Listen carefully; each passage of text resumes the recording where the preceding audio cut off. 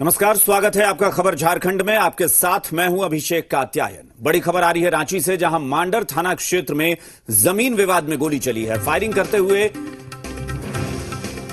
जो वीडियो है वो वायरल हो गया है। पारिवारिक जमीन विवाद गोलीबारी की वजह बनी है। दोनों ही पक्षों की तरफ से एक दूसरे के खिलाफ इस मामले में प्राथमिकी दर्ज कराई गई है। मामले की जांच में पुलिस जुटी हुई है। तो रांची के मांडर थाना क्षेत्र का मामला है, जहां पर जमीन को लेकर विवाद हुआ और इस विवाद में फायरिंग की गई है। फायरिंग करते हुए जो वीडियो है वो वायरल हो गया है। ये तस्वीरें आप देख सकते हैं। दो पक्ष हैं और दोनों पक्षों में यह गोलीबारी की घटना हुई है। बताया जा रहा है कि पारिवारिक जमीन को लेकर यह विवाद था और इस विवाद में बात इतनी बढ़ गई कि फायरिंग करने की नौबत आ गई और इसका वीडियो अब वो वायरल हो रहा है। फिलहाल दोनों पक्ष ने एक दूसरे के खिलाफ मामला दर्ज कराया है और पुलिस अब मामले की जांच में जुटी हुई है। गनीमत यह रही है कि इसमें किसी की जान नहीं, वरना जिस तरह से फायरिंग की गई है किसी की जान भी जा सकती थी।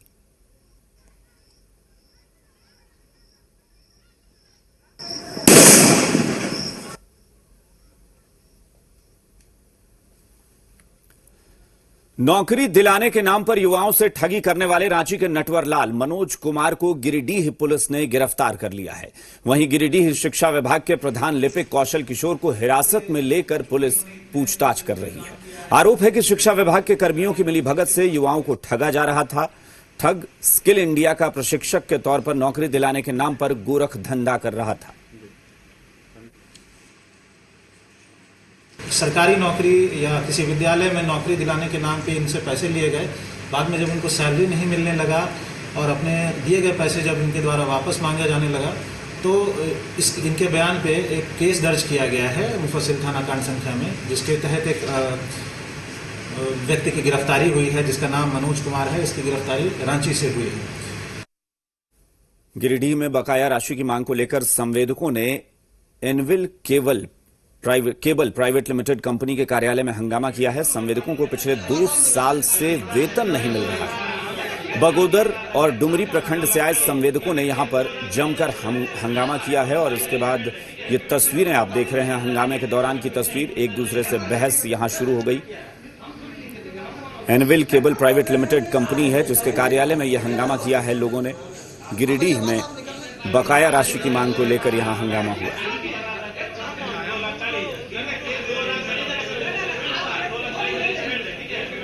बार बार रिक्वेस्ट करने पर झाड़ के बाहर भगा देंगे कि कोई जरूरत नहीं है हमको, हम नहीं मानेंगे। और यह कर करके आज तक चल रहा है। 3 साल से हमारे लेबर लोग घर में बैठे रहते हैं, तब हम ऑफिस आते हैं। आपका कितना पैसा बचा है? हमारा वही लगभग 3 लाख के लपेट में है। हम लोग साहब से भेंट किए हैं। वो बोल रहा है कि जो आपका साइड इंचार्ज है वो है कहाँ है, किसे क्या क्या नहीं किया है, करने का तब उनको लाना होगा तो फिर होगा। देखो लोग जबरदस्ती डाला हुआ है। हम उसके प्रूफ भी मेरे पास, हम डीसी साहब को लिख के दिए हुए हैं, बिजली विभाग के सारा सब लोग को लिख के दिए हुए हैं, माननीय मंत्री जी को लिख के दिए हुए हैं। उसके बाद इन लोग पास जितना बार आए 200 बार कम से कम आए 3 साल में, उसके कोई आदमी हम लोग की बात को सुनने के लिए तैयार नहीं।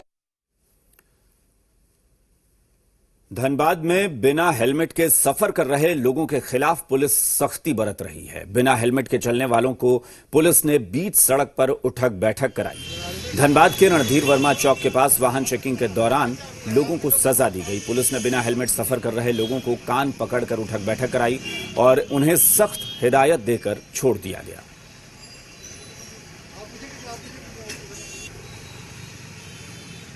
फाइन कटवा दें टॉपर में, बिना हेलमेट लोग पहन के लोग चलता है। टॉपर में हम लोग कोशिश प्रयास में है कि वो ठीक हेलमेट पहन के चले, मास्क पहन के चले और टेम्पो पर 2 से ज़्यादा व्यक्ति। रामगढ़ जिले के गोला वन क्षेत्र के ऊपर बगा पंचायत में जंगली हाथियों के हमले में एक शख्स की मौत हो गई। मृतक की पहचान रमेश मुर्मू के तौर पर हुई है। बताया जा रहा है कि मृत युवक रमेश पहले सुबह जंगल के पास स्थित अपने खेत गया था। लौटते वक्त अचानक घात लगाए हाथी ने उस पर हमला कर दिया, जिससे वो गंभीर रूप से घायल हो गया। हालांकि उसे आनंद फानन में इलाज के लिए सीएचसी गोला लाया गया, जहां प्राथमिक उपचार के बाद रिम्स भेज दिया गया, लेकिन युवक ने रिम्स में ही इलाज के दौरान दम तोड़ दिया। मामले को लेकर जेएमएम नेता जीतलाल टूडू ने वन विभाग पर लापरवाही का आरोप लगाया है। ग्रामीणों का कहना है कि हाथियों के लगातार उत्पात के बाद भी वन विभाग लोगों की सुरक्षा के लिए कोई कदम नहीं उठा रहा, जिससे लोगों की मुश्किलें लगातार बढ़ती जा रही हैं। करने आएगा यहाँ पे हाथियों का विगत महीना दिन से आतंक है और कहीं भी कभी भी घटना घटते जा रहा है। और रमेश मुर्मू जो है हाथी जो है कि घर के सामने उठा के पटक दिया, उनका इलाज के लिए बोला ले गया ग्रामीणों ने और वहाँ पर उनका जो है वहाँ से रेफर किया रांची रिम्स, वहाँ पर उनका जो है मौत हो गई है। और ऐसी घटना में हम पूरा दुखी हैं, गांव का आक्रोशित भी हैं। विभाग की भी इसमें कोई पहल कार्रवाई अभी तक कुछ नहीं किया। उसमें मकई के समय में और धान के समय में हाथी आना जाना करता है। उसमें हम लोग जैसे इधर घूमते फिरते हैं तो उसमें हम लोग को आदमी को क्षतिग्रस्त करता है। इसलिए हम वन विभाग से ये कहना चाहता हूँ कि हम लोग को रोज की व्यवस्था हो, हाँ नहीं भगाने का व्यवस्था हो, यही हम लोग को ग्रामीण का मांग कर रहे हैं। कितना घटना घट चुका है? उसमें 4 घटना घट चुका है, मृत्यु एक अभी जो है उसमें अति आवश्यक मृत्यु हो गया है। कोरोना महामारी की रोकथाम को लेकर 2 दिवसीय रैपिड एंटीजन मास टेस्टिंग की शुरुआत हुई है। झारखंड के 4 सबसे प्रभावित जिले रांची, पलामू, जमशेदपुर और धनबाद में रैपिड टेस्ट किया जा रहा है। 2 दिन में प्रत्येक जिले में 10,000 लोगों की जांच का लक्ष्य रखा गया है। रांची में सैंपल कलेक्शन और जांच के लिए 30 टीमों का गठन किया गया है। रांची जिले में जांच के लिए कुल 20 केंद्र बनाए गए हैं।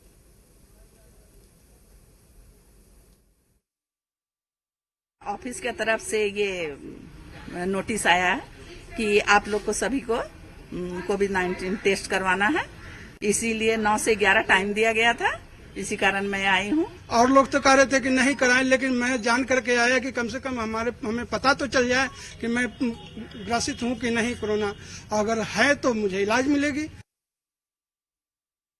जो मल्टी ऑर्गन फेल हुए हैं, किनका उम्र है, किन्हीं को डायलिसिस चल रहा है, कोई जो है हाई ब्लड प्रेशर का है, शुगर का है या और भी तरह से, तो हम ये नहीं है कि हम सरकार की कोई चीज को छुपाना चाहते हैं। हमारी सरकार पूरे पारदर्शिता के साथ अपने काम में दृढ़ता और संकल्पबद्धता के साथ काम कर रही है। कोरोना महामारी के रोकथाम को लेकर आज से 2 दिवसीय रैपिड एंटीजन मास टेस्टिंग की शुरुआत की गई है और रांची जिले में कुल 20 जगह ऐसे बूथ बनाए गए हैं जहां पर मास टेस्टिंग किया जा रहा है। तस्वीर आपको रांची के मोरहाबादी स्थित रेड क्रॉस सोसाइटी की दिखाएंगे, जहां पर कोरोना के जांच के लिए जो लोग हैं वो पहुंच रहे हैं। और राज्य के 4 सबसे प्रभावित जिले रांची, पलामू, जमशेदपुर और धनबाद में यह मास ड्राइव चलाया जा रहा है और राज्य सरकार का लक्ष्य है कि प्रत्येक जिले से कम 10,000 लोगों का सैंपल लिया जाए ताकि संक्रमितों के आंकड़े का पता लगाया जा सके। और लगातार हम तस्वीर दिखाने की कोशिश कर रहे हैं कि बड़ी संख्या में रांची शहर के जो लोग हैं वो इस मास टेस्ट ड्राइव में अपने जांच के लिए पहुंचे हैं। ऐसे में लगातार संक्रमण का जो दायरा है वो बढ़ रहा है और कहीं न कहीं संक्रमण के बढ़ते दायरे से राज्य सरकार भी सख्ते में है और एक बड़ी चुनौती है कि कैसे कोरोना के इस बढ़ते संक्रमण पर लगाम लगाया जाए। लिहाजा सरकार ने यह फैसला मास टेस्ट ड्राइव का लिया है ताकि संक्रमितों का पता लगाया जा सके। कैमरा पर्सन संजय पांडे के साथ सौरभ शुक्ला, जी मीडिया, रांची। मंगलवार को मुख्यमंत्री हेमंत सोरेन ने झारखंड वासियों को बिजली कटौती से राहत देने के लिए 6 पावर ग्रिड की सौगात दी। सीएम हेमंत सोरेन ने 6 बिजली ट्रांसमिशन योजना का ऑनलाइन उद्घाटन किया, जिससे न सिर्फ झारखंड में बिजली कटौती से राहत मिलेगी बल्कि सरकार आने वाले दिनों में 5 रुपए की बजाय 3 रुपए प्रति यूनिट की दर से बिजली देगी। यानी सस्ती बिजली से झारखंड आत्मनिर्भर बनेगा। अगस्त में बिजली क्रांति की शुरुआत, 6 पावर ग्रिड से आत्मनिर्भर बनेगा झारखंड। बिजली दर में बड़ी राहत। 18 अगस्त की तारीख झारखंड में बिजली क्रांति के तौर पर याद की जाएगी। मंगलवार का दिन झारखंड के लोगों की जिंदगी को और रोशन करने वाला रहा। मुख्यमंत्री हेमंत सोरेन ने बिजली उपभोक्ताओं को बड़ी सौगात दी। सीएम हेमंत सोरेन ने 6 बिजली ट्रांसमिशन योजनाओं का ऑनलाइन उद्घाटन किया। इसमें गढ़वा, जसीडीह, गिरिडीह, दुमका, सरिया और जमुआ शामिल है। पावर ग्रिड का उद्घाटन करते हुए मुख्यमंत्री हेमंत सोरेन ने कहा कि आधुनिक युग में बिजली के बिना विकास की बात बेमानी है। कोरोना काल में 6 ग्रिड सब स्टेशन का उद्घाटन दर्शाता है कि सरकार जनहित के काम के लिए प्रतिबद्ध है। ये भी एक बहुत बड़ा कंपोनेंट सरकार के लिए होता है और बिजली के बिना आज के दिन में कोई भी योजना की परिकल्पना थोड़ी सी बेमानी सी लगती है। ये सच है कि आधुनिक युग की बुनियाद ही पावर है, लेकिन झारखंड के लोगों की तरक्की में सिर्फ बिजली देने भर से काम नहीं हो सकता है। बड़ी आबादी को सस्ती बिजली की दरकार है और ये मुख्यमंत्री हेमंत सोरेन बखूबी जानते हैं। लिहाजा झारखंड को अब 5 रुपए की जगह 3 रुपए प्रति यूनिट की दर से बिजली मिल सकेगी। और हमको ग्रामीण क्षेत्रों में बिजली सप्लाई करने के लिए बहुत महंगे दाम पर बिजली खरीदने पड़ते थे, 5 रुपया प्रति यूनिट। अब ये ग्रिड बन जाने से हमारा 5 रुपया से घटकर 3 रुपया प्रति यूनिट आ जाएगा, जो आने वाला समय में हमारे पास उद्योग के भी कस्टमर होंगे और हम ग्रामीण क्षेत्रों को भी बढ़िया तरीके से बिजली दे पाएंगे। देवघर, गिरिडीह, गोड्डा और गढ़वा के जिलों को नए पावर ग्रिड से सीधा लाभ मिलेगा। सस्ती बिजली मिलने से न सिर्फ बिजली उपभोक्ताओं को राहत मिलेगी, बल्कि किसान और कामकाजी लोगों को भी फायदा होगा। जरूरी आवश्यकता बन गई है। पहले बिजली के विषय पर बहुत ज्यादा लोग चिंतित नहीं हुआ करते थे, ग्रामीण क्षेत्रों में विशेषकर। लेकिन जैसे जैसे समय बदल रहा है, बिजली की महत्ता भी उसी तरीके से बढ़ रही है। कोरोना के बढ़ते संक्रमण और लॉकडाउन में जिंदगी अस्त व्यस्त हो गई, लेकिन झारखंड सरकार वैश्विक आपदा के दौरान डटी रही और हर जरूरतमंद के लिए पर्याप्त कदम उठाएगी। लॉकडाउन के दौरान झारखंड में किसी की भी भूख से मौत नहीं। शहर शहर उद्योगों तक बिजली पहुंचाने के लिए संकल्पित है। सरकार बनी, जुम्मा 4-5 दिन भी नहीं हुआ होगा, कोरोना ने हमें घेर लिया। कहा जाए कि सर मुड़ाते ओले पड़े, ये हालत रही हमारी सरकार की। ऑनलाइन उद्घाटन कार्यक्रम में मुख्य सचिव भी मौजूद हैं। इसमें बिजली आपूर्ति के ऊपर हमें उत्तर प्रदेश के एकमात्र स्रोत रिहिंद पर आश्रित रहना पड़ता था और हम वहां के निवासीगण को मात्र 2 से 3 घंटे बिजली दे पाते थे। सरकार के दृढ़ निश्चय और सतत प्रयत्न निर्धारित समय के अंदर हम लोगों ने इसे पूरा कर लिया। गढ़वा भागोडीह में पावर ग्रिड का उद्घाटन मुख्यमंत्री हेमंत सोरेन ने ऑनलाइन किया। गढ़वा पावर ग्रिड की आप एक्सक्लूसिव तस्वीरें देख सकते हैं। उद्घाटन के दौरान मंत्री मिथिलेश ठाकुर रमना भागोडीह में मौजूद हैं। कुछ तकनीकी कारणों से हमारा सपना उस दिन पूरा नहीं हो सका, लेकिन आज हमें इस सपने को साकार देखते हुए काफी हर्ष हो रहा है। झारखंड में बिजली पर सियासत शुरू हो गई है। मुख्यमंत्री हेमंत सोरेन के द्वारा 6 पावर ग्रिड के उद्घाटन पर उपलब्धि लेने की होड़ मची है। बीजेपी सांसद संजय सेठ ने कहा, ये रघुवर सरकार के कार्यकाल की बहुत बड़ी उपलब्धि है, तो इस पर जेएमएम ने पलटवार किया है। कांग्रेस का भी कहना है कि आज भी पूरे देश में जो काम हुआ है वो कांग्रेस की देन है। 6 नहीं और सब ग्रिड बन के तैयार हैं, सब स्टेशन बन के तैयार हैं, चाहे खिलाड़ी में हो, चाहे सिल्ली के राहे में हो। ऐसे आप देखो पिछले 5 सालों के अंदर रघुवर दास जी की सरकार में सड़क के क्षेत्र में, बिजली के क्षेत्र जबरदस्त क्रांति आई और बिजली के क्षेत्र में आत्मनिर्भर बनने के लिए पूरा दमखम सरकार ने लगाया, उसका परिणाम है कि आज 6 का उद्घाटन माननीय मुख्यमंत्री जी कर रहे हैं।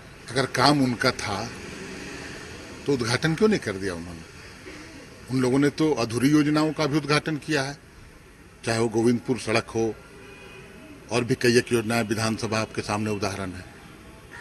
हकीकत है पिछले 7 महीनों में इस सरकार ने एक प्रतिबद्धता के तहत, एक कमिटमेंट के तहत पावर ग्रिड के निर्माण का कार्य किया है। देखिए, आज भी झारखंड पूरे देश में जो भी है कांग्रेस की देन है। ये बड़े से बड़े हॉस्पिटल से लेकर सड़क भी आप देख रहे हैं, रेल भी आप देख रहे हैं, सारी व्यवस्था तो है। लेकिन मोदी जी बार बार बोलते थे, आप बोल रहे हैं कि 72 सालों में 70 सालों में कुछ नहीं हुआ है। रांची से बड़ी खबर आ रही है। झारखंड के स्वास्थ्य मंत्री बन्ना गुप्ता कोरोना संक्रमित हो गए हैं। ट्विटर के जरिए बन्ना गुप्ता ने यह खुद जानकारी दी है। कोरोना पॉजिटिव हैं बन्ना गुप्ता, झारखंड के स्वास्थ्य मंत्री। संपर्क में आने वाले लोगों से जांच कराने की अपील की है मंत्री ने। उन्होंने कहा है कि पिछले कुछ दिनों में जो लोग भी उनके संपर्क में आए हैं वो अपनी अपनी जांच कराएं। आजसू सुप्रीमो सुदेश महतो भी कोरोना संक्रमित हो गए हैं। तो ये एक साथ 2 बड़े नेता, सुदेश महतो कोरोना संक्रमित, वहीं झारखंड के स्वास्थ्य मंत्री बन्ना गुप्ता भी कोरोना संक्रमित हो गए हैं। सुदेश महतो ने भी ट्विटर के माध्यम से जानकारी दी है और उन्होंने भी पिछले कुछ दिनों में उनके संपर्क में आने वाले लोगों से जांच कराने की अपील की है। तो सुदेश महतो, आजसू सुप्रीमो और झारखंड के स्वास्थ्य मंत्री बन्ना गुप्ता दोनों कोरोना पॉजिटिव पाए गए।